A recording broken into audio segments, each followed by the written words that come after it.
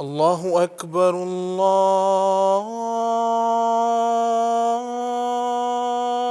الله أكبر الله أكبر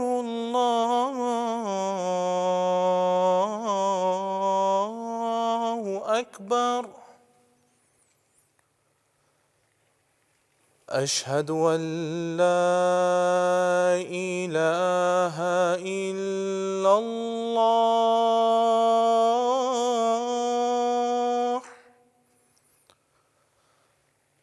أشهد أن لا إله إلا الله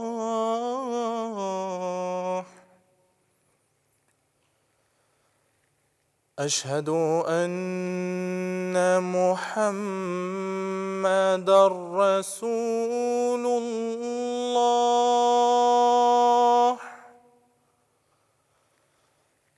أشهد أن محمدًا رسول الله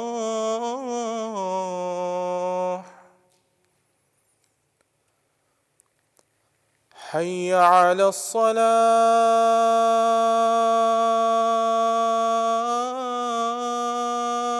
الصلاة حي على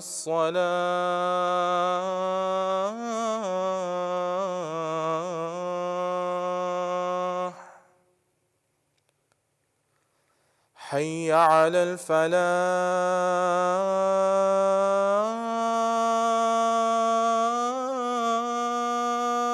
الفلاح حي على الفلاح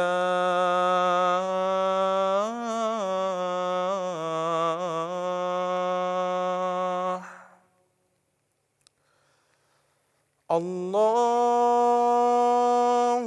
أكبر الله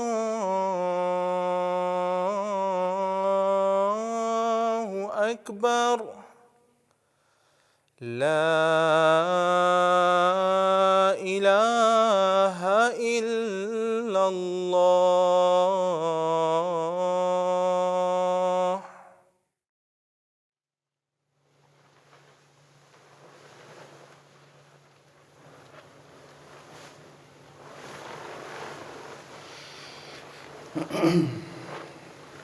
السلام علیکم ورحمۃ اللہ.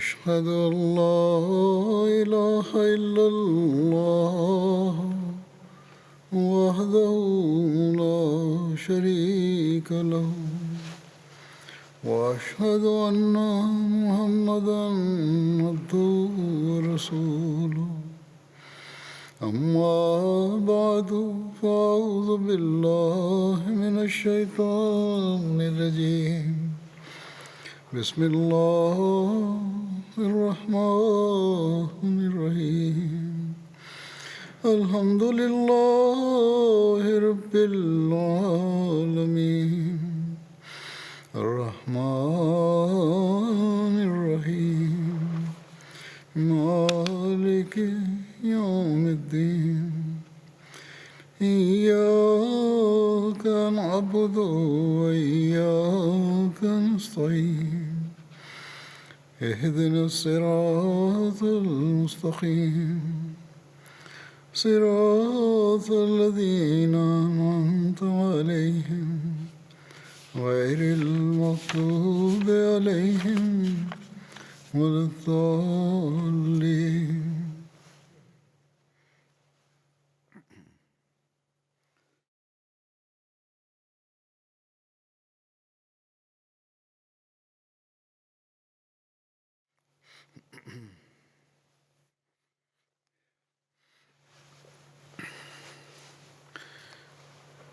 آج میں حضرت عثمان رضی اللہ عنہ کا ذکر شروع کروں گا، چند ہفتے تک یہ جاری رہے گا.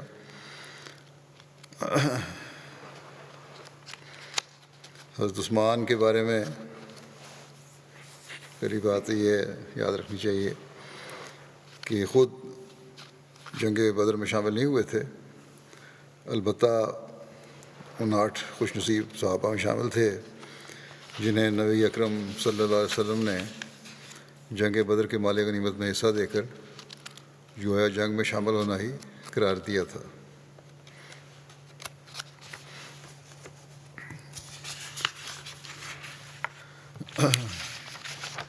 آپ کا نام عثمان بن عفان بن ابو العاص بن امیہ بن عبد شمس بن عبد مناف بن قصی بن کلاب ہے۔ اس طرح آپ کا سلسلہ نسب رسول اللہ صلی اللہ علیہ وسلم کے سلسلہ نسب کے ساتھ 5ویں پشت پر عبد مناف پر جا کر ملتا ہے۔ حضرت عثمان کی والدہ کا نام اروا بنت قریظ تھا۔ حضرت عثمان کی نانی ام حکیم بیضاء بنت عبد المطلب تھیں، جو نبی صلی اللہ علیہ وسلم کے والد حضرت عبداللہ کی سگی بہن تھیں۔ ایک روایت کے مطابق رسول اللہ صلی اللہ علیہ وسلم کے والد حضرت عبداللہ اور حضرت عثمان کی نانی ام حکیم بیضاء بنت عبد المطلب جڑواں پیدا ہوئے تھے۔ حضرت عثمان کی والدہ اروا بنت قریظ نے صلح حدیبیہ کے بعد اسلام قبول کر لیا تھا اور مکہ سے ہجرت کر کے مدینہ آ گئیں اور اپنے بیٹے حضرت عثمان کے دور خلافت میں فوت ہونے تک مدینہ میں ہی قیام پذیر رہیں۔ حضرت عثمان کے والد زمانہ جاہلیت میں ہی فوت ہو گئے تھے۔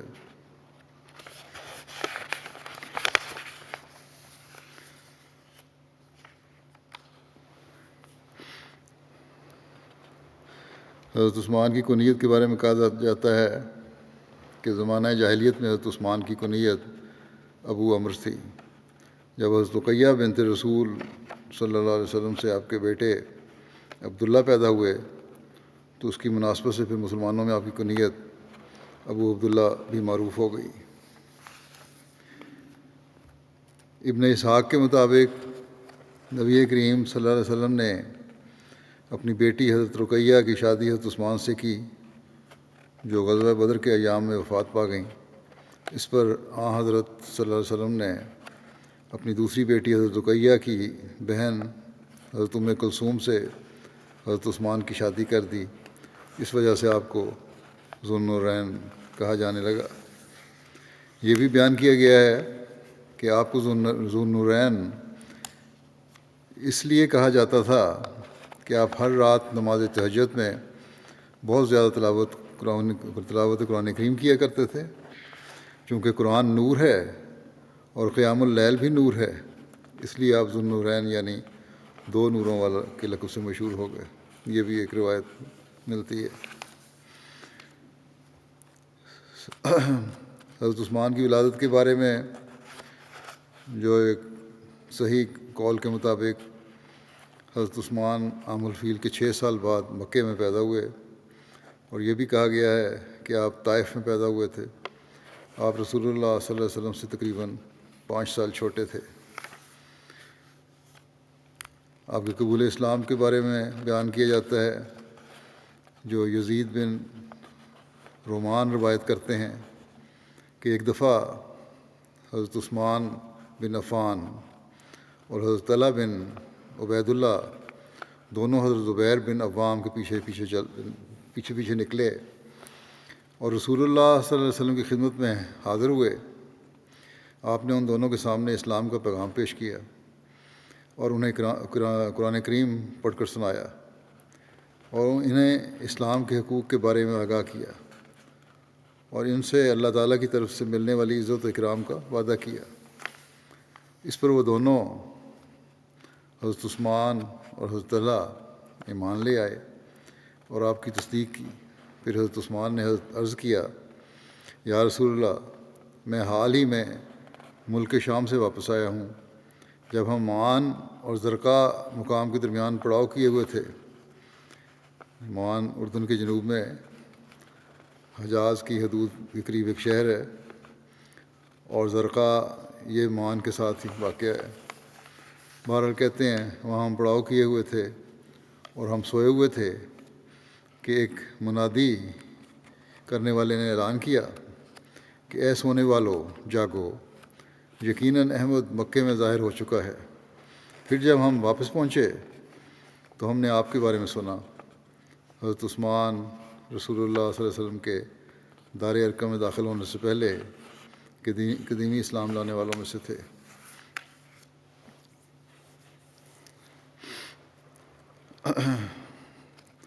قبول اسلام کے بعد آپ پر ظلم بھی ہوئے۔ موسیٰ بن محمد اپنے والد سے روایت کرتے ہیں کہ جب حضرت عثمان بن عفان نے اسلام قبول کیا تو آپ کے چچا حکم بن ابو العاص بن امیہ نے آپ کو پکڑ کر رسیوں سے باندھ دیا اور کہا کیا تم اپنے آباء و اجداد کا دین چھوڑ کر نیا دین اختیار کرتے ہو؟ بخدا میں تمہیں ہرگز نہیں کھولوں گا یہاں تک کہ تم اپنا یہ نیا دین چھوڑ نہ دو۔ اس پر حضرت عثمان نے کہا خدا کی قسم میں اسے کبھی نہیں چھوڑوں گا اور نہ اس سے علیحدگی اختیار کروں گا۔ حکم نے جب آپ کے دین پر مضبوطی کی یہ حالت دیکھی تو پھر مجبوراً آپ کو چھوڑ دیا۔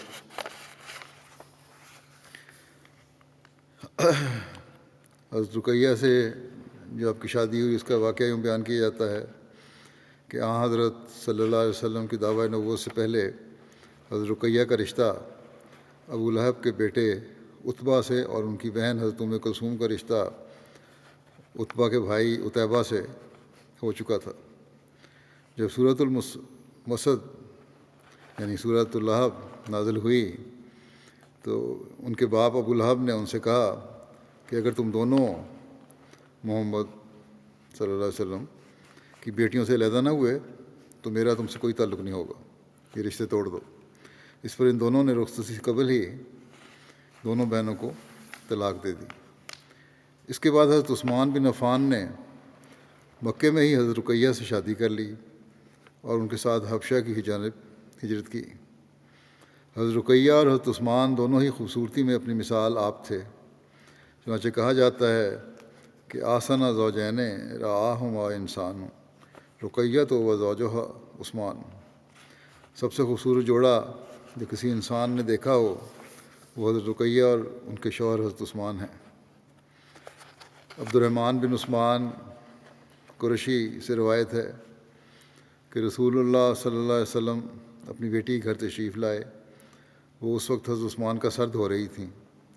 اس پر رسول اللہ صلی اللہ علیہ وسلم نے فرمایا بیٹی ابو عبداللہ کے ساتھ اچھا برتاؤ کرتی رہو، یقیناً یہ میرے صحابہ میں اخلاق کے لحاظ سے مجھ سے سب سے زیادہ مشابہ ہیں۔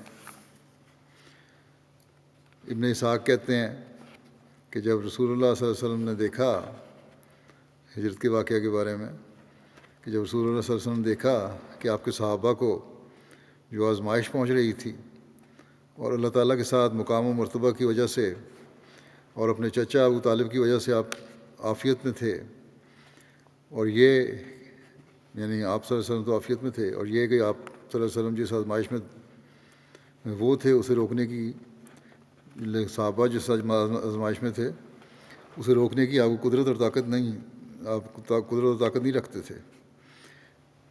گو خود تو کچھ حد تک امن میں تھے لیکن جو ظلم ہو رہے تھے صحابہ پر ان ظلموں کو روکنے کی آپ میں طاقت نہیں تھی۔ اس پر آپ نے ان سے فرمایا صحابہ سے کہ اگر تم حبشہ کی سرزمین کی طرف نکلو وہاں ایک ایسا بادشاہ ہے جس کے ہاں کسی ایک پر ظلم نہیں کیا جاتا اور وہ سچائی کی سرزمین ہے، یہاں تک کہ اللہ تعالیٰ تمہیں اس آزمائش سے فراخی عطا فرما دے گا جس میں تم لوگ ہو۔ اس پر رسول اللہ صلی اللہ علیہ وسلم کے اصحاب فتنے کے خوف سے اور اپنے دین کے ذریعے اللہ تعالیٰ کی طرف فرار کے لیے اللہ تعالیٰ کی طرف فرار کے لیے حضرت صلی اللہ علیہ وسلم کے پاس سے حبشہ کی سرزمین کی طرف روانہ ہوئے۔ یہ اسلام میں ہونے والی پہلی ہجرت تھی۔ حبشہ کی طرف ہجرت کرنے والے صحابہ میں حضرت عثمان اپنی زوجہ حضرت رقیہ بنت رسول اللہ صلی اللہ علیہ وسلم کے ساتھ شامل تھے۔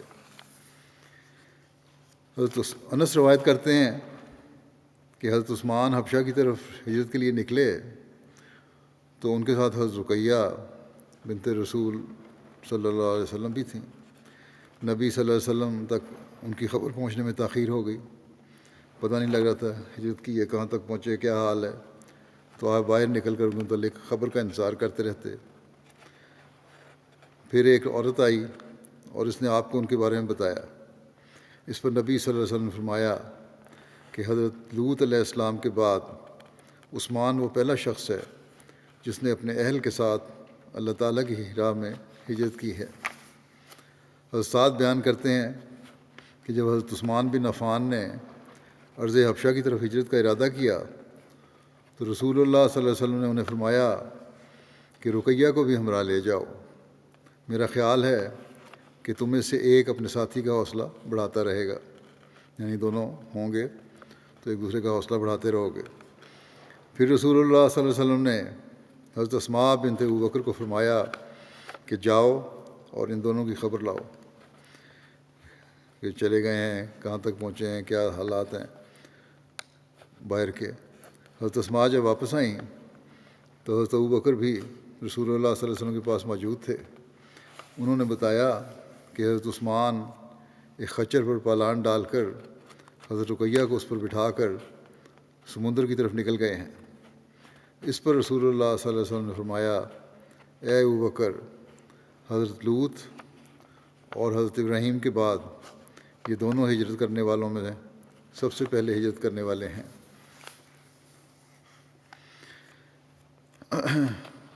حبشہ سے ان کی واپسی کا واقعہ بھی بیان ہوا ہے۔ ابن اسحاق کہتے ہیں کہ رسول اللہ صلی اللہ علیہ وسلم کے جن صحابہ نے حبشہ کی طرف ہجرت کی تھی انہیں خبر پہنچی کہ مکہ والے اسلام لے آئے۔ اس پر یہ مہاجرین حبشہ سے مکہ کی طرف واپس لوٹے۔ جب وہ مکے کے قریب پہنچے تو انہیں معلوم ہوا کہ یہ خبر غلط تھی۔ اس پر یہ لوگ پوشیدہ طور پر یا کسی کی امان میں آ کر مکے میں داخل ہوئے۔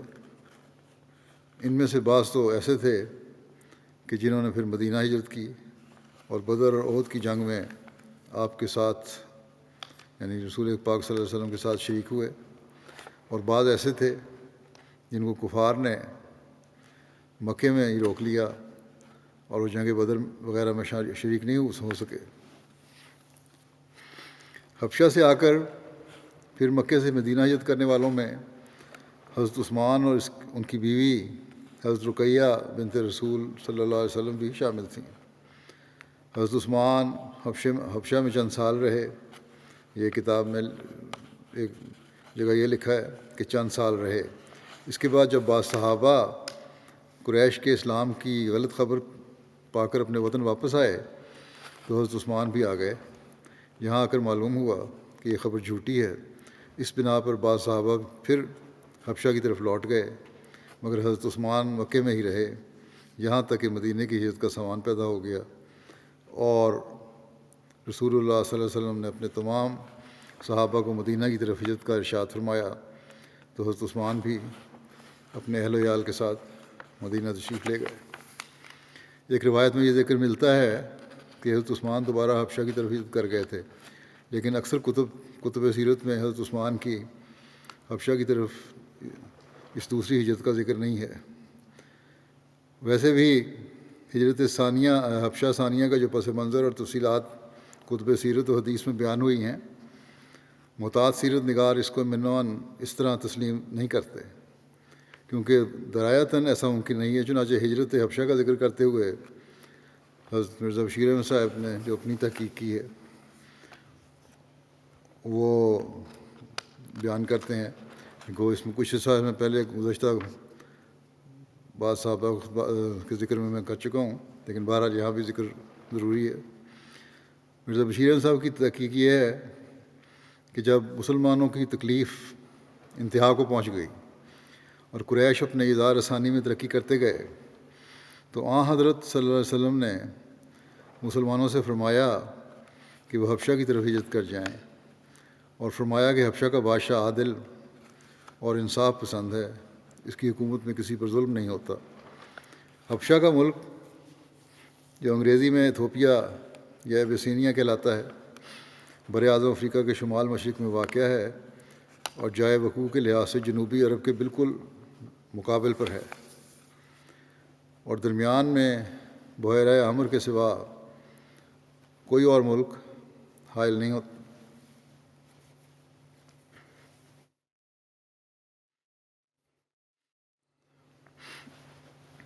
اس زمانے میں حبشہ میں ایک مضبوط عیسائی حکومت قائم تھی اور وہاں کا بادشاہ نجاشی کہلاتا تھا، بلکہ اب تک بھی وہاں کا حکمران اسی نام سے پکارا جاتا ہے، جو شیر انصار نے لکھا۔ حبشہ کے ساتھ عرب کے تجارتی تعلقات تھے، اور ان ایام میں حبشہ کا دارالسلطنت اکسوم تھا، جو موجودہ شہر آڈوا کے قریب واقع ہے اور اب تک ایک مقدس شہر کی صورت میں آواز چلاتا ہے۔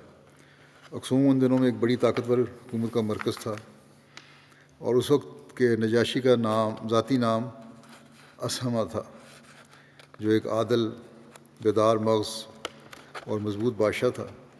بہرحال جب مسلمانوں کی تکلیف انتہا کو پہنچی تو آن حضرت صلی اللہ علیہ وسلم نے ان سے ارشاد فرمایا کہ جن جن سے ممکن ہو حبشہ کی طرف ہجرت کر جائیں۔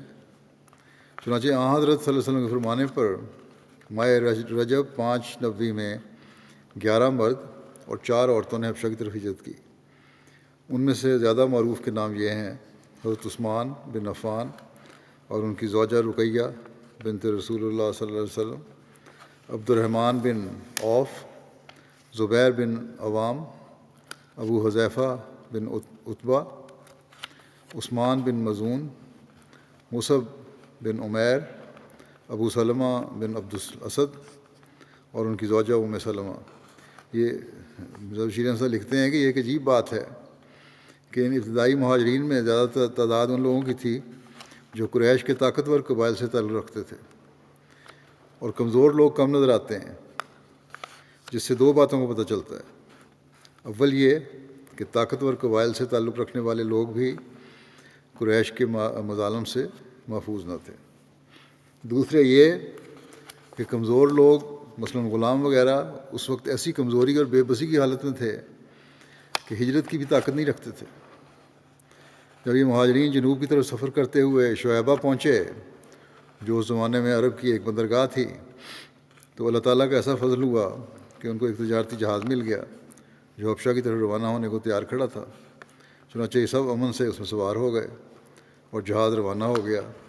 قریش مکہ کو ان کی ہجرت کا علم ہوا تو سخت برہم ہوئے کہ یہ شکار مفت ہاتھ سے نکل گیا۔ چنانچہ انہوں نے ان مہاجرین کا پیچھا کیا، مگر جب ان کے آدمی ساحل پر پہنچے تو جہاز روانہ ہو چکا تھا، اس لیے خائب و خاصر واپس لوٹے۔ حبشہ پہنچ کر مسلمانوں کو نہایت امن کی زندگی نصیب ہوئی اور خدا خدا کر کے قریش کے مظالم سے چھٹکارا ملا۔ لیکن جیسا کہ بعض مورخین نے بیان کیا ہے، ابھی ان مہاجرین کو حبشہ میں گئے زیادہ عرصہ نہیں گزرا تھا کہ اٹھتی ہوئی افواہ ان تک پہنچی کہ تمام قریش مسلمان ہو گئے ہیں، مکے میں اب بالکل امن و امان ہے۔ اس خبر کا یہ نتیجہ ہوا کہ اکثر مہاجرین بلا سوچے سمجھے واپس آ گئے۔ جب یہ لوگ مکہ کے پاس پہنچے تو معلوم ہوا کہ یہ خبر غلط تھی۔ اب ان کے لیے بڑی مصیبت کا سامنا تھا۔ بالآخر بعض تو راستہ میں سے ہی واپس لوٹ گئے، اور بعض چھپ چھپ کر یا کسی ذی اثر اور طاقتور شخص کی حمایت میں ہو کر مکے میں آ گئے۔ یہ شوال 590 کا واقعہ ہے، یعنی آغاز ہجرت اور مہاجرین کی واپسی کے درمیان صرف 2.5-3 ماہ کا فاصلہ ہے۔ گو حقیقتاً یہ افواہ بالکل جھوٹی اور بے بنیاد تھی جو مہاجرین حبشہ کو واپس لانے اور ان کو تکلیف میں ڈالنے کی غرض سے قریش نے مشہور کر دی ہوگی۔ بلکہ زیادہ غور سے دیکھا جائے تو اس افواہ اور مہاجرین کی واپسی کا قصہ ہی بے بنیاد نظر آتا ہے۔ لیکن اگر اسے صحیح سمجھا جائے تو ممکن ہے کہ اس کی تہہ میں وہ واقعہ ہو جو بعض احادیث میں بیان ہوا ہے۔ اگر اس طرح دیکھا جائے، بعضوں کی جو روایت ہے کہ حضرت عثمان چند سال ٹھہرے، تو وہ روایت پھر غلط نکلتی ہے اگر اس کو صحیح مانا جائے، اور اگر اس کو غلط سمجھا جائے تو پھر 3 مہینے بعد 4 مہینے بعد واپس آ گئے. لیکن بہرحال مرزا بشیر احمد صاحب کی تحقیق یہ ہے کہ یہ بات غلط ہی ہے. وہ لکھتے ہیں اگر اسے صحیح سمجھا جائے تو ممکن ہے کہ اس کی تہہ میں وہ واقعہ ہو جو بعض احادیث میں بیان ہوا ہے. اور وہ جیسا کہ بخاری میں آتا ہے یہ ہے کہ ایک دفعہ حضرت صلی اللہ علیہ وسلم نے صحن کعبہ میں سورہ نجم کی آیات تلاوت فرمائیں. اس وقت وہاں کئی ایک رؤسائے کفار بھی موجود تھے اور بعض مسلمان بھی تھے. جب آپ نے سورہ ختم کی تو آپ نے سجدہ کیا اور آپ کے ساتھ ہی تمام مسلمان اور کافر بھی سجدے میں گر گئے. بہرحال کفار کے سجدے کی وجہ حدیث میں بیان نہیں ہوئی کہ وہ کیوں گر گئے. لیکن معلوم ہوتا ہے کہ جب حضرت صلی اللہ علیہ وسلم نے نہایت پر اثر آواز میں آیات الہی کی تلاوت فرمائی اور وہ آیات بھی ایسی تھیں جن میں خصوصیت کے ساتھ خدا کی وحدانیت اور اس کی قدرت و جبروت کا نہایت فصیح و بلیغ رنگ میں نقشہ کھینچا گیا تھا اور اس کے احسانات یاد دلائے گئے تھے، اور پھر ایک نہایت پر رعب و پر جلال کلام میں قریش کو ڈرایا گیا تھا کہ اگر وہ اپنی شرارتوں سے باز نہ آئے تو ان کا وہی حال ہوگا جو ان سے پہلے ان قوموں کا ہوا جنہوں نے خدا کے رسولوں کی تکذیب کی. اور پھر آخر میں ان آیات میں حکم دیا گیا تھا کہ آؤ اور اللہ کے سامنے سجدہ میں گر جاؤ. اور ان آیات کی تلاوت کے بعد حضرت صلی اللہ علیہ وسلم اور سب مسلمان یکلخت سجدے میں گر گئے.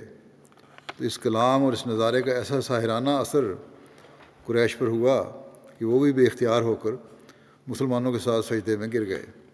اور یہ تعجب کی کوئی بات نہیں ہے، کیونکہ ایسے موقعوں پر ایسے حالات کے ماتحت بسا اوقات انسان کا قلب مروب ہو جاتا ہے اور وہ بے اختیار ہو کر ایسی حرکت کر بیٹھتا ہے جو دراصل اس کے اصول و مذہب کے خلاف ہوتی ہے. ضروری نہیں ہوتا کہ اس کو مان کے یہ حرکت ہوئی ہو، بے اختیاری میں بعض دفعہ حرکت ہو جاتی ہے. بعض اوقات ایک سخت اور ناگہانی آفت کے وقت ایک دہریہ بھی اللہ اللہ یا رام رام پکار اٹھتا ہے. میں نے بھی بعض دہریوں سے پوچھا ہے اور وہ کہتے ہیں بالکل ٹھیک بات ہے کہ باوجود اس کے ہمیں خدا پہ یقین نہیں، کوئی ایسی خطرناک حالت ہو تو بے اختیار منہ سے خدا کا لفظ نکل آتا ہے. تو بہرحال قریش تو دہریہ نہیں تھے، بلکہ وہ خدا کی ہستی کے قائل تھے. بس جب اس پر رعب اور پر جلال کلام کی تلاوت کے بعد مسلمانوں کی جماعت یکلخت سجدے میں گر گئی تو اس کا ایسا ساحرانہ اثر ہوا کہ ان کے ساتھ قریش بھی بے اختیار ہو کر سجدے میں گر گئے. لیکن ایسا اثر عموماً وقتی ہوتا ہے اور انسان پھر جلد ہی اپنی اصل کی طرف لوٹ جاتا ہے. چنانچہ یہاں بھی ایسا ہی ہوا اور سجدے سے اٹھ کر قریش پھر وہی بت پرست تھے، یہ نہیں کہ وہ معاہد بن گئے تھے. بہرحال یہ ایک واقعہ ہے جو صحیح احادیث سے ثابت ہے. بس اگر مہاجرین حبشہ کی واپسی کی خبر درست ہے تو ایسا معلوم ہوتا ہے کہ اس واقعہ کے بعد قریش نے جو مہاجرین حبشہ کے واپس لانے کے لیے بےتاب ہو رہے تھے اپنے اس فعل کو آڑ بنا کر خود ہی یہ افواہ مشہور کر دی ہوگی کہ قریش مکہ مسلمان ہو گئے ہیں اور یہ کہ اب مکے میں مسلمانوں کے لیے بالکل امن ہے. اور جب یہ افواہ مہاجرین حبشہ کو پہنچی تو وہ طبعاً اسے سن کر بہت خوش ہوئے اور سنتے ہی خوشی کے جوش میں واپس آ گئے. لیکن جب وہ مکے کے پاس پہنچے تو حقیقت امر سے آگاہی ہوئی، جس پر بعض تو چھپ کر اور بعض کسی طاقتور اور صاحب اثر رئیس قریش کی حفاظت میں ہو کر مکے میں آ گئے اور بعض واپس چلے گئے. بس اگر قریش کے مسلمان ہو جانے کی افواہ میں کوئی حقیقت تھی تو وہ صرف اسی قدر تھی جو سورہ نجم کی تلاوت پر سجدہ کرنے والے واقعے میں بیان ہوئی ہے. واللہ عالم. بہرحال اگر مہاجرین حبشہ واپس آئے بھی تھے تو ان میں سے اکثر پھر واپس چلے گئے، اور چونکہ قریش دن بدن اپنی اظہار رسانی میں ترقی کرتے جاتے تھے اور ان کے مظالم روز بروز بڑھ رہے تھے، اس لیے حضرت صلی اللہ علیہ وسلم کے ارشاد پر دوسرے مسلمانوں نے بھی خفیہ ہجرت کی تیاری شروع کر دی. اور موقع پا کر آہستہ آہستہ نکلتے گئے۔ یہ ہجرت کا سلسلہ ایسا شروع ہوا کہ بالآخر ان مہاجرین حبشہ کی تعداد 101 تک پہنچ گئی، جن میں 18 عورتیں بھی تھیں، اور مکے میں آن حضرت صلی اللہ علیہ وسلم کے پاس بہت تھوڑے مسلمان رہ گئے۔ اس ہجرت کو بعض مورخین ہجرت حبشہ ثانیہ کے نام سے موسوم کرتے ہیں۔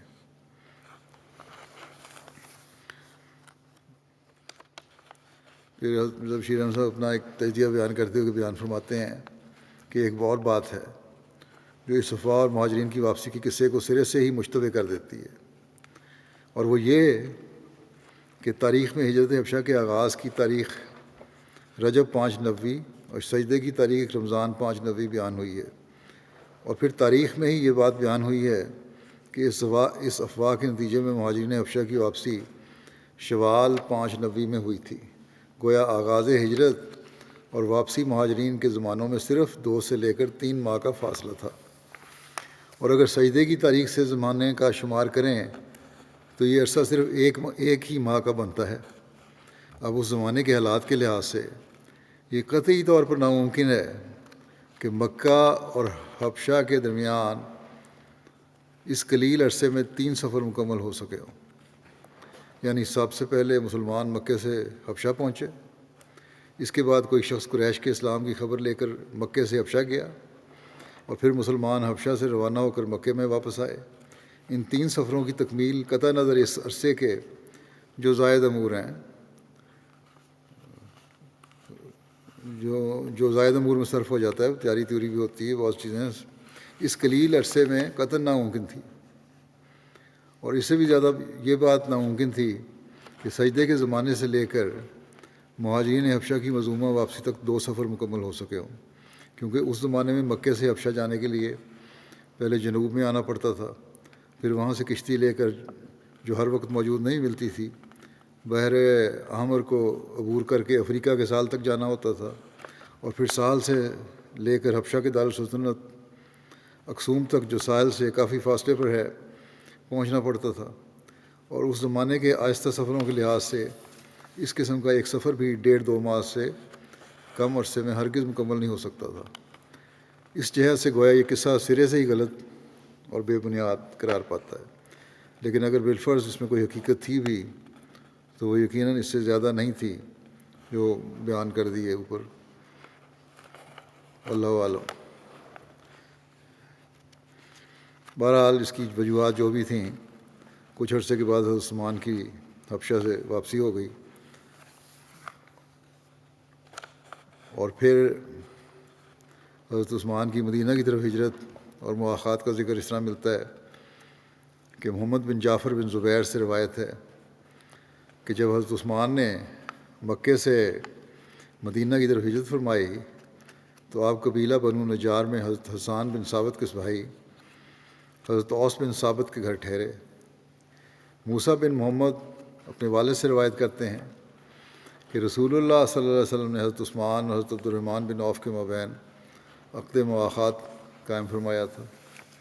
ایک روایت کے مطابق حضرت شداد بن اوس کے والد حضرت اوس بن ثابت اور حضرت عثمان کے مابین عقد مواخات قائم فرمایا گیا تھا، اور یہ بھی کہا جاتا ہے کہ حضرت ابو عبادہ سعد بن عثمان زرقی سے حضرت عثمان کا عقد مواخات قائم ہوا تھا۔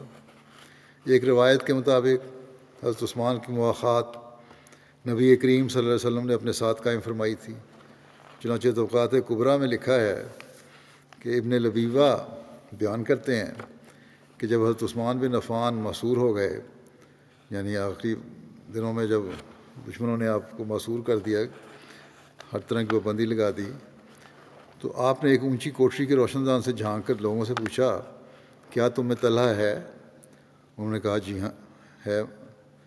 آپ نے انہیں فرمایا کہ تمہیں اللہ کی قسم دے کر پوچھتا ہوں، اللہ تعالیٰ کو کہا کہ کیا آپ کو علم ہے نا کہ جب رسول اللہ صلی اللہ علیہ وسلم نے مہاجرین اور انصار کے درمیان مواخات قائم فرمائی تھی تو اس وقت آپ صلی اللہ علیہ وسلم نے اپنے ہمراہ میری مواخات قائم فرمائی تھی، یعنی آن وسلم نے حضرت عثمان کو اپنے ساتھ مواخات میں رکھا تھا۔ اس پر حضرت تعالیٰ نے کہا کہ واللہ یہ درست ہے۔ اس پر حضرت طلحہ سے پوچھا گیا، جو ارد گرد مخالفین ہی تھے حضرت عثمان کے گھر کو گھیرے ہوئے، انہوں نے ان سے پوچھا، جواب طلبی کی کہ تم نے یہ کیا کیا؟ تو انہوں نے حضرت طلحہ نے بڑی جرأت سے جواب دیا کہ حضرت عثمان نے مجھ سے قسم لے کر پوچھا تھا، اور جس بات کے بارے میں پوچھا تھا وہ میری آنکھوں کے سامنے ہوئی تھی، تو کیا میں اس کی شہادت نہ دیتا؟ میں تو جھوٹ نہیں بول سکتا تھا، جو تمہاری مخالفتیں کرنی ہے کر لو۔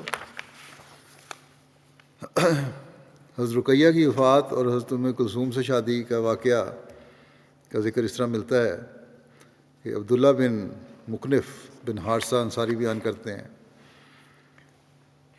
کہ جب رسول اللہ صلی اللہ علیہ وسلم غزوہ بدر کے لیے روانہ ہوئے تو حضرت عثمان کو اپنی بیٹی حضرت رقیہ کے پاس چھوڑا۔ وہ بیمار تھیں اور انہوں نے اس روز وفات پائی جس دن حضرت زید بن حارثہ مدینہ کی طرف اس فتح کی خوشخبری لے کر آئے جو بدر میں اللہ تعالیٰ نے رسول اللہ صلی اللہ علیہ وسلم کو عطا فرمائی تھی۔ رسول اللہ صلی اللہ علیہ وسلم نے حضرت عثمان کے لیے بدر کے مال غنیمت میں حصہ مقرر فرمایا، اور آپ کا حصہ جنگ بدر میں شامل ہونے والوں کے برابر تھا۔ رسول اللہ صلی اللہ علیہ وسلم نے حضرت رقیہ کی وفات کے بعد حضرت عثمان بن عفان کے ساتھ اپنی صاحبزادی حضرت ام کلثوم کی شادی کر دی۔ حضرت ابو ہریرہ سے روایت ہے کہ نبی صلی اللہ علیہ وسلم حضرت عثمان سے مسجد کے دروازے پر ملے اور فرمانے لگے کہ عثمان، یہ جبریل ہیں، انہوں نے مجھے خبر دی ہے کہ اللہ تعالیٰ نے ام کلثوم کا نکاح رقیہ جتنے حق مہر پر اور اس سے تمہارے حسن سلوک پر تمہارے ساتھ کر دیا۔ یعنی دوسری بیٹی کا نکاح بھی اللہ تعالیٰ نے کہا کہ حضرت عثمان سے کر دیا جائے۔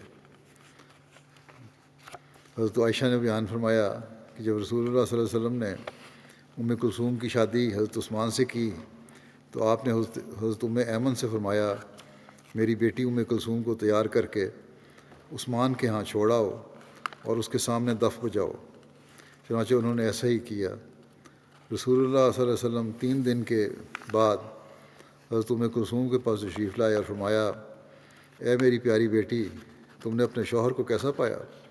ام کلثوم نے عرض کیا، وہ بہترین شوہر ہیں۔ حضرت ام کلثوم حضرت عثمان کے ہاں 9 ہجری تک رہیں، اس کے بعد وہ بیمار ہو کر وفات پا گئیں۔ رسول اللہ صلی اللہ علیہ وسلم نے ان کی نماز جنازہ پڑھائی اور ان کی قبر کے پاس بیٹھے۔ حضرت انس بیان کرتے ہیں کہ انہوں نے نبی کریم صلی اللہ علیہ وسلم کو حضرت ام کلثوم کی قبر کے پاس اس حال میں بیٹھے ہوئے دیکھا کہ آپ کی آنکھیں اشک بار تھیں۔ بخاری کی ایک روایت میں اس واقعے کا یوں ذکر ہوا ہے کہ حلال نے حضرت انس بن مالک رضی اللہ عنہ سے روایت کی، وہ کہتے تھے کہ ہم رسول اللہ صلی اللہ علیہ وسلم کی بیٹی کے جنازے میں موجود تھے۔ انہوں نے کہا کہ رسول اللہ صلی اللہ علیہ وسلم قبر کے پاس بیٹھے ہوئے تھے، اور تو میں نے دیکھا کہ آپ کی آنکھیں آنسو بہا رہی تھیں۔ ایک روایت میں ہے کہ رسول اللہ صلی اللہ علیہ وسلم نے حضرت ام کلثوم کی وفات پر فرمایا، اگر میری کوئی تیسری بیٹی ہوتی تو میں اس کی شادی بھی عثمان سے کروا دیتا۔ حضرت ابن عباس بیان کرتے ہیں کہ رسول اللہ صلی اللہ علیہ وسلم ایک جگہ سے گزرے تو دیکھا کہ حضرت عثمان وہاں بیٹھے تھے۔ حضرت ام کلثوم بنت رسول صلی اللہ علیہ وسلم کی وفات کے غم میں رو رہے تھے۔ راوی کہتے ہیں کہ آپ صلی اللہ علیہ وسلم کے ہمراہ آپ کے دونوں ساتھی یعنی حضرت ابوبکر اور حضرت عمر بھی تھے۔ رسول اللہ صلی اللہ علیہ وسلم نے پوچھا، اے عثمان، تم کس وجہ سے رو رہے ہو؟ آپ حضرت عثمان نے عرض کیا کہ اے اللہ کے رسول صلی اللہ علیہ وسلم، میں اس وجہ سے رو رہا ہوں کہ میرا آپ سے دامادی کا تعلق ختم ہو گیا۔ دونوں بیٹیاں فوت ہو گئیں۔ آپ نے فرمایا کہ مت رو، قسم ہے اس ذات کی جس کے قبضہ قدرت میں میری جان ہے کہ اگر میری 100 بیٹیاں ہوتیں اور ایک ایک کر کے فوت ہو جاتی تو ان میں ہر ایک کے بعد دوسری کو تجھ سے بیاہ دیتا، یہاں تک کہ 100 میں سے ایک بھی باقی نہ رہتی۔ بہرحال یہ ایک محبت کا اظہار تھا جو دونوں طرف سے ہوا۔ ایک فکر تھی حضرت عثمان کی، جو اس رشتے کا جو تعلق تھا وہ آن نے قائم رکھا، اور یہ یقین دہانی کرائی کہ یہ تعلق تو قائم ہے۔ باقی ذکر انشاءاللہ آئندہ ہوگا۔ جیسا کہ میں ہر جمعے میں تحریک کر رہا ہوں توجہ دلا رہا ہوں دعاؤں کی طرف. پاکستان کے لوگوں کے لیے، احمدیوں کے لیے دعائیں کرتے رہیں. مخالفین تو اپنی طرف سے اپنے روم میں دائرہ تنگ کر رہے ہیں، لیکن ان کو نہیں پتہ کہ ایک بالا ہستی بھی ہے، خدا تعالیٰ بھی ہے، جس کی تقدیر بھی چل رہی ہے، اور اس کا دائرہ بھی ان کے اوپر تنگ ہو رہا ہے. اور وہ دائرہ جب تنگ ہوتا ہے تو پھر اس سے کوئی فرار نہیں ہو سکتی. اللہ تعالیٰ ان لوگوں کو عقل دے اور یہ لوگ ابھی بھی عقل سے کام لیں، انصاف سے کام لیں، اور بلا وجہ کی ظلم اور تعدی سے باز آئے. اسی طرح الجزائر کے لوگوں کے لیے بھی دعا کریں، ایمان سلامت رہے ان کا. اسی طرح بعض اور جگہوں پر بھی احمدیوں کی مخالفت کافی زیادہ ہو رہی ہے. اللہ تعالیٰ ہر جگہ ہر احمدی کو ہر لحاظ سے محفوظ رکھے. نمازوں کے بعد میں کچھ جنازے پڑھاؤں گا، جنازے غائب، ان کا ذکر بھی یہاں کر دیتا ہوں. پہلا ذکر ہے مکرم مولانا سلطان محمود انور صاحب، سابق ناظر اصلاح ارشاد مرکزیہ اور اصلاح ارشاد ناظر خدمت درویشاں بھی تھے، اور ناظر اصلاح ارشاد رشتہ ناطہ بھی رہے. 11 جنوری کو روا میں تقریباً 88 سال کی عمر میں ان کی وفات ہو گئی. انا للہ و انا الیہ راجعون. یہ ان کے والد کا نام چودھری محمد الدین تھا اور والدہ کا نام رحمت بی بی تھا. ان کے والد نے 1928 میں حضرت خلیفہ ثانی کے ہاتھ پہ بیعت کی تھی اور احمدیت میں داخل ہوئے تھے. حضرت مولانا سلطان محمود انور صاحب آپ کے اکلوتے بیٹے تھے. مولانا سلطان محمود انور صاحب نے مڈل تک تعلیم حاصل کرنے کے بعد ریل میں وقف کر کے 1946 میں مدرسہ احمدیہ قادیان میں داخلہ لے لیا. پاکستان بننے کے بعد احمد نگر میں جامعہ احمدیہ میں چلے گئے، جہاں سے 1952 میں مولوی فاضل کا امتحان دیا اور اپریل 1956 میں جامعہ احمدیہ سے شاہد کی ڈگری حاصل کی.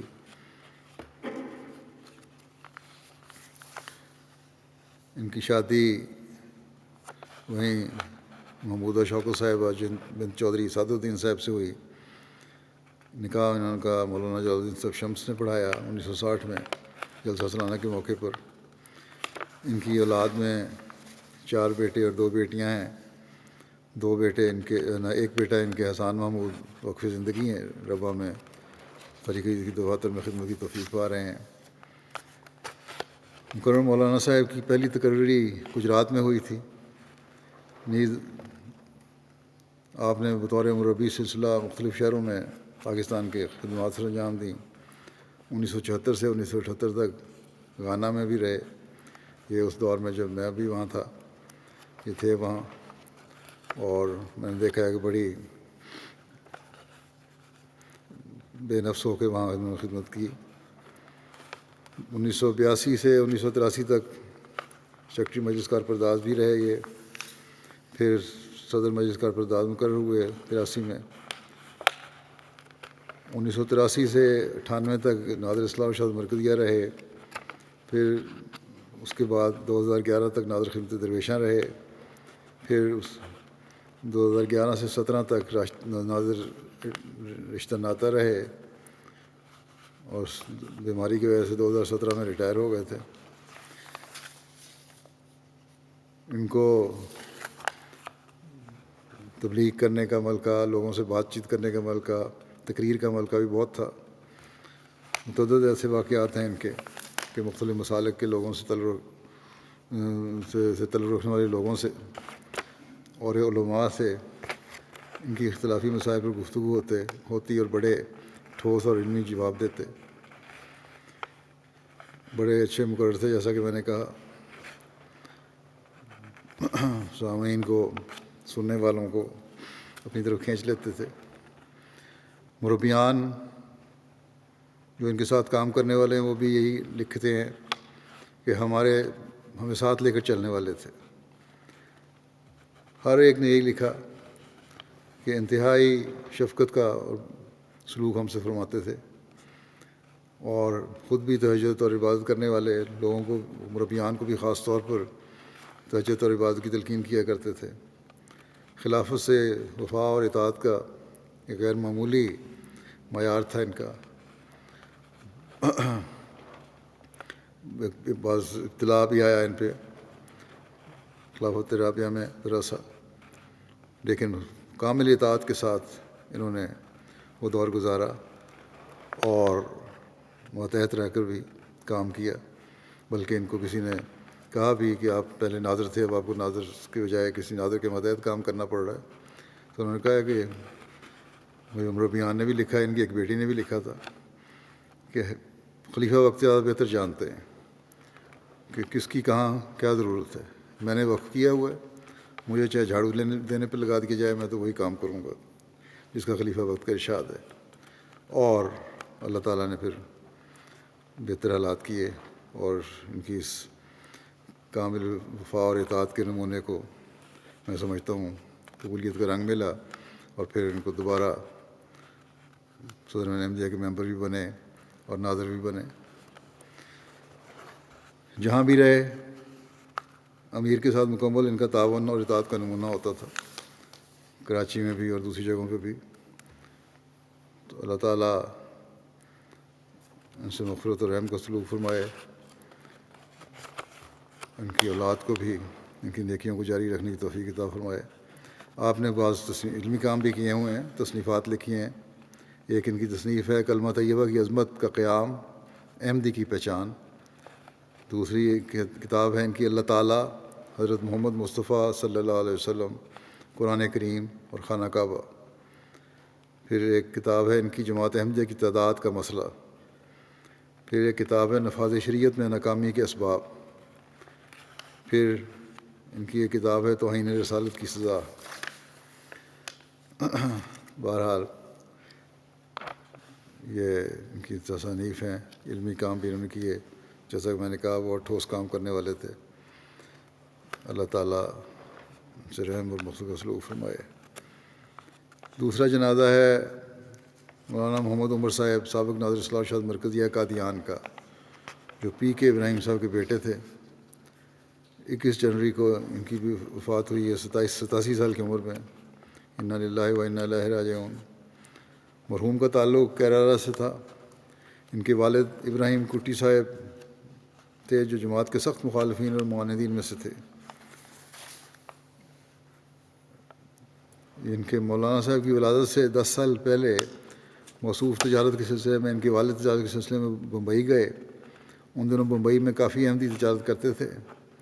بمبئی میں مالابار کے ہی بعض احمدیوں نے ان کی احمدیوں سے ان کی ملاقات ہوئی اور عقائد احمدیت کے متعلق تبادلہ خیال ہوا۔ اور 1924 میں جب حضرت خلیفہ ثانی بمبئی تشریف لے گئے، اس وقت حضور کے دست مبارک پر موصوف کو بیعت کر کے سلسلہ میں داخل ہونے کا شرف حاصل ہوا۔ بعد ازاں ان کو قادیان میں بھی زیارت کی توفیق ملی۔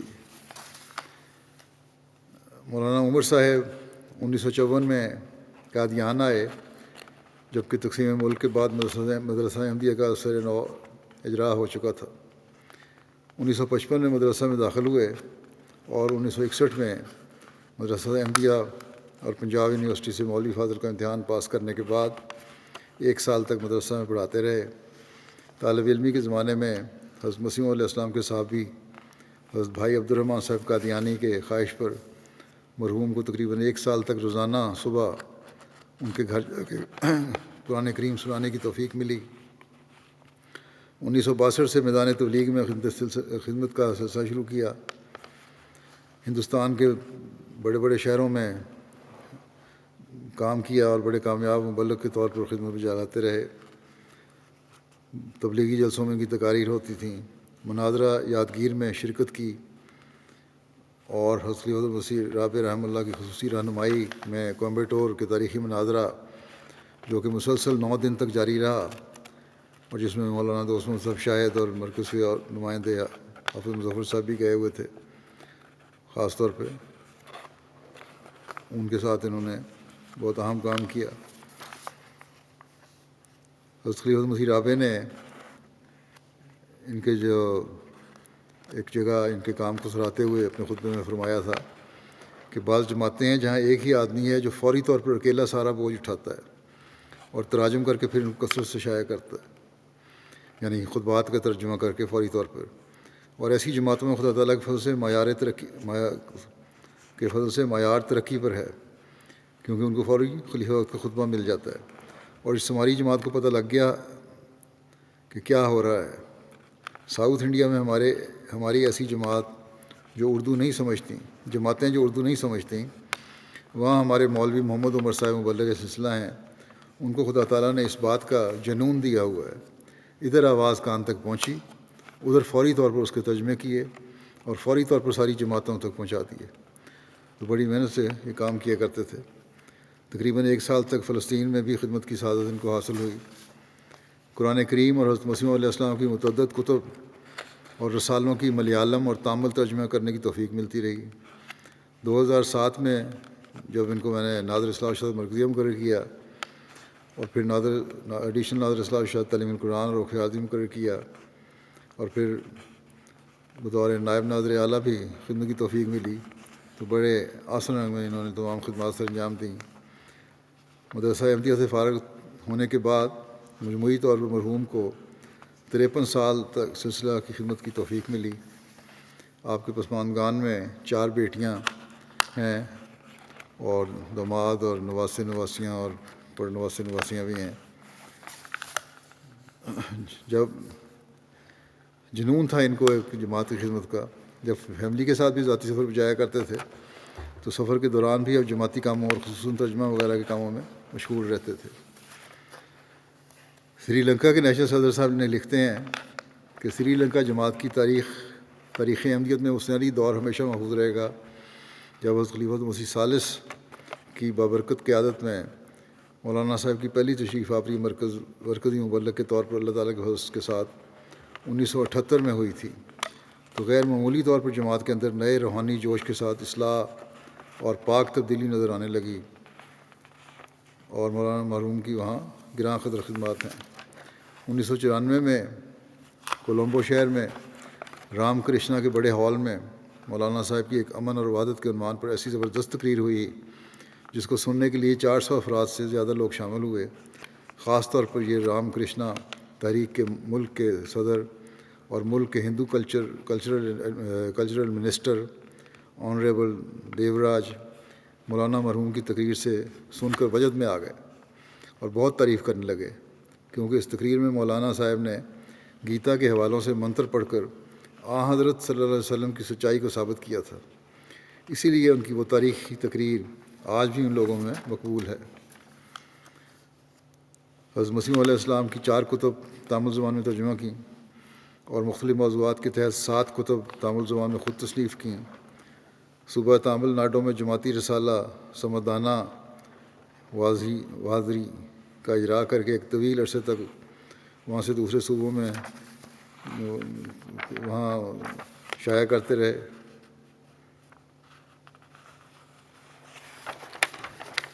اللہ تعالیٰ مرحوم سے مغفرت و رحم کو سلوک فرمائے، درجات بلند کرے. ان کی اولاد کو بھی کامل وفا کے ساتھ جماعت سے تعلق رکھنے کی توفیق دے. اگلا جنازہ ہے مکرم حبیب احمد صاحب مربی سلسلہ کا، جو محمد اسماعیل صاحب فیکٹری ایریا روا کے بیٹے تھے. 25 دسمبر کو اسلام آباد میں ہارٹ اٹیک سے 64 سال کی عمر میں وفات پا گئے. انا للہ و انا الیہ راجعون. 1979 میں جامعہ پاس کیا تھا انہوں نے. اس کے بعد پاکستان کے مختلف اضلاع میں ان کو توفیق ملی کام کی. 1989 سے 2003 تک نائجیریا میں خدمت کی توفیق پائی. اس دوران ستمبر 1998 سے اکتوبر 2000 تک امیر اور مشن انچارج نائجیریا بھی رہے. عاجزی اور انکساری کے ساتھ خدمت بجا لاتے رہے. دفتری امور کے علاوہ محلہ کے تربیتی امور میں بھی بڑے آسن رنگ میں کام کرتے تھے. پسماندگان میں اہلیہ کے علاوہ 3 بیٹیاں اور 2 بیٹے شامل ہیں. اللہ تعالیٰ ان سے مغفرت و رحم کو سلوک فرمائے اور ان کی اولاد کو بھی وفات سے جماعت سے تعلق قائم رکھنے کی توفیق عطا فرمائے. اگلا جنازہ ہے مکرم بدر الرحمان صاحب کا، جو کچھ عرصے سے کارکن وکالت مال یو کے تھے. 3 جنوری کو بقضاء الہی وفات پا گئے. انا للہ و انا الیہ راجعون. نہایت مخلص اور محنتی کارکن تھے. 1944 میں امرتسر میں پیدا ہوئے. پیدائشی احمدی تھے.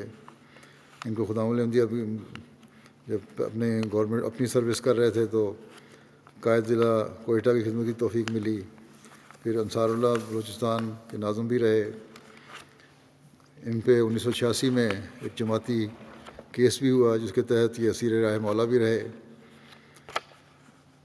اور 1995 سے 99 تک وکالت مال اول ربوہ میں خدمت سر انجام دی.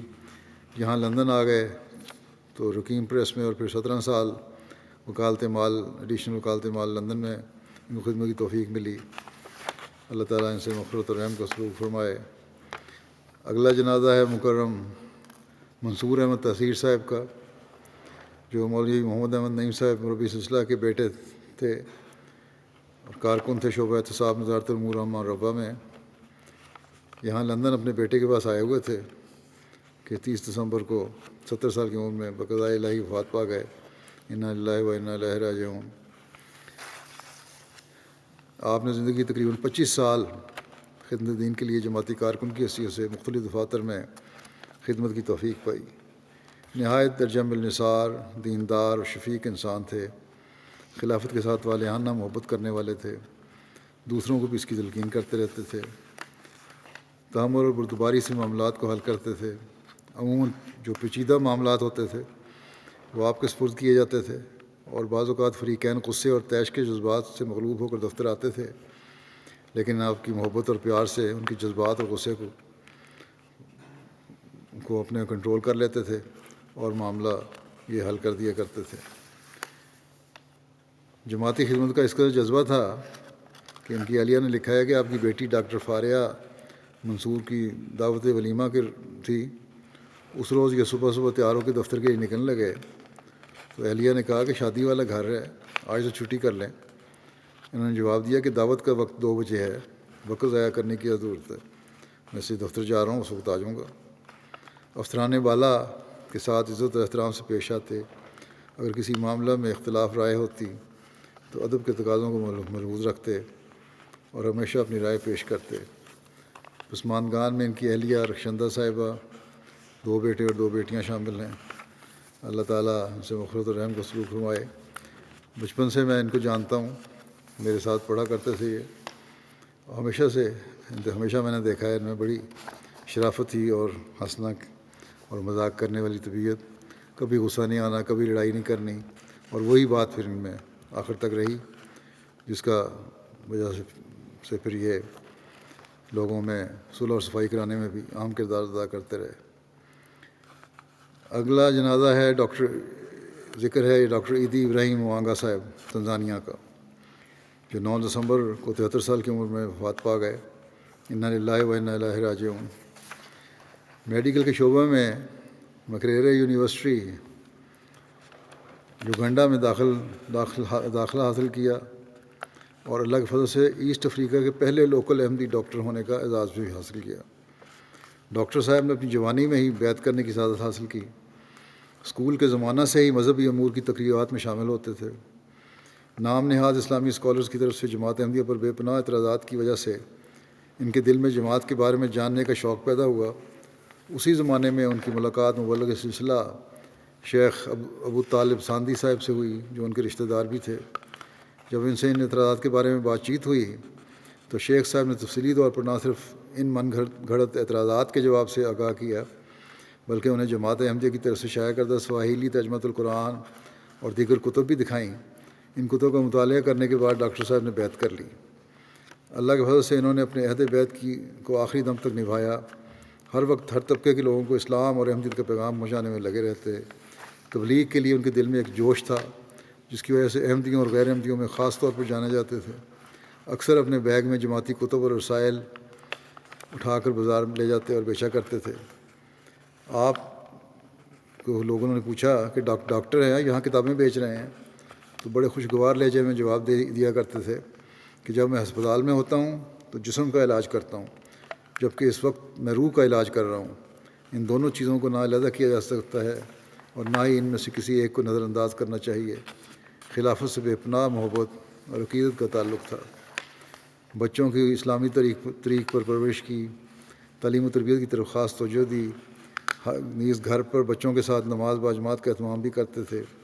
گھر پر ایک لائبریری بھی بنائی ہوئی تھی جس میں دیگر علوم کی کتب کے ساتھ ساتھ جماعتی کتب بھی رکھی ہوئی تھیں۔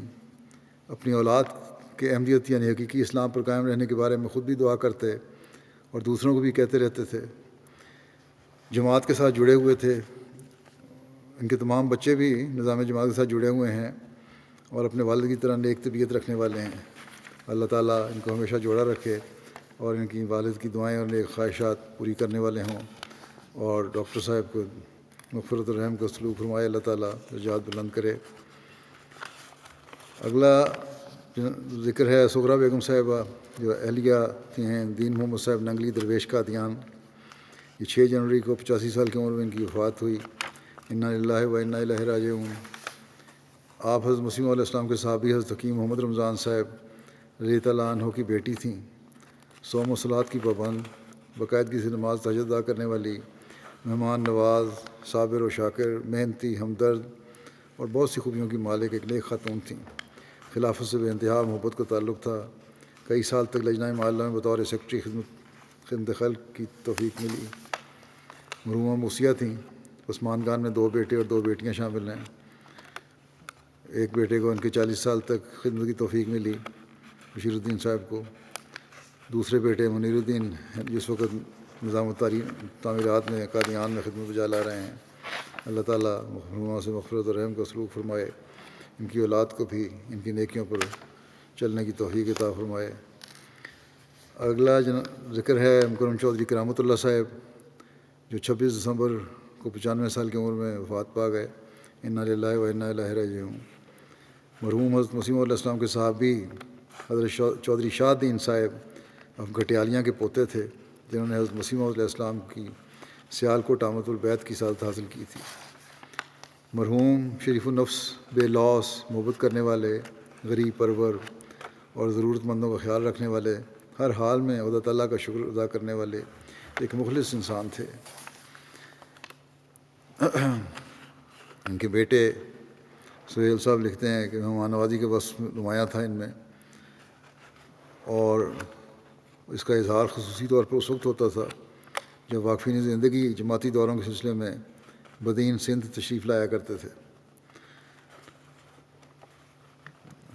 ان کو فرقان فورس میں بھی خدمت کی توفیق ملی۔ 1983 سے لے کر 2018 تک الفضل انٹرنیشنل کے دفتر میں رضاکارانہ خدمت بجا لاتے رہے۔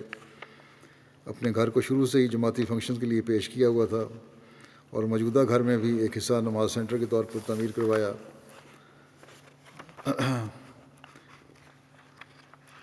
آپ کی بیٹیاں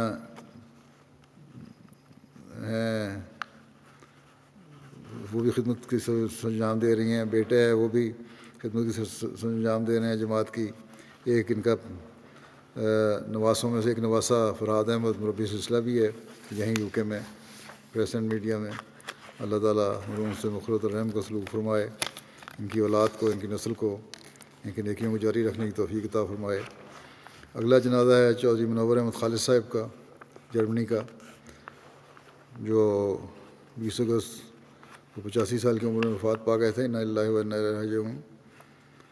مرحوم کا نظام جماعت کے ساتھ گہرا تعلق تھا، تبلیغی اور تربیتی مساعی میں بھرپور حصہ لیتے تھے اور جرمنی میں مختلف وقتوں میں بطور صدر اور جنرل سیکرٹری کی خدمت کی توفیق پائی۔ انصار اللہ کی خدمت کی بھی توفیق پائی میں مختلف عہدوں میں۔ اس کے علاوہ جو یہ پاکستان تھے تو وہاں تحریک جدید کی زمینوں پر بطور مینیجر بھی ان کو کام کرنے کی توفیق ملی۔ خلافت سے گہرا اخلاص کا تعلق تھا۔ مرحوم موسی تھے۔ عثمان خان میں اہلیہ کے علاوہ 5 بیٹے اور 6 بیٹیاں شامل ہیں۔ اگلا ذکر ہے نصیرہ بیگم صاحبہ، اہلیہ احمد صادق صاحب محمود، ریٹائرڈ مربی سلسلہ بنگلہ دیش کا، جو 28-27 نومبر کو بقضاء الہی وفات پا گئی تھیں۔ انا للہ و انا الیہ راجعون۔ مرحومہ محترم مولوی محمد صادق صاحب مولوی محمد صاحب سابق نیشنل امیر کی بیٹی تھیں۔ مرحومہ 100 مسلات کی پابند، دعا گو، مہمان نواز، صابر اور شاکرہ، ایک نیک خاتون تھیں۔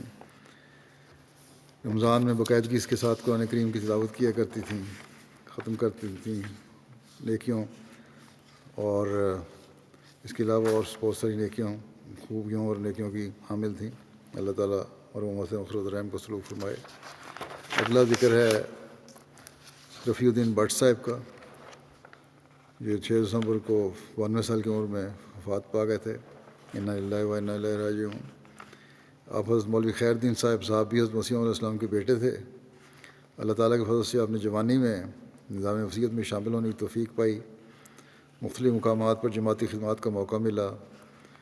بدوم علی ضلع ناروال کے صدر جماعت اور امیر حلقہ واکینٹ رہے، امیر حلقہ بھی رہے، واکینٹ جماعت کے صدر بھی رہے۔ اسیر راہ مولا ہونے کا بھی ان کو اعزاز ملا۔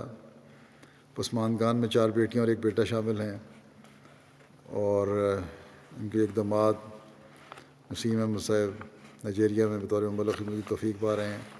اللہ تعالیٰ مرحوم سے مغفرت و رحم کو سلوک فرمائے۔ ان تمام مرحومین کے درجات بلند کرے، اپنے پیاروں کے قرب میں جگہ دے۔ نماز کے بعد جیسا کہ میں نے کہا ان کی نماز جنازہ غائب ادا کروں گا۔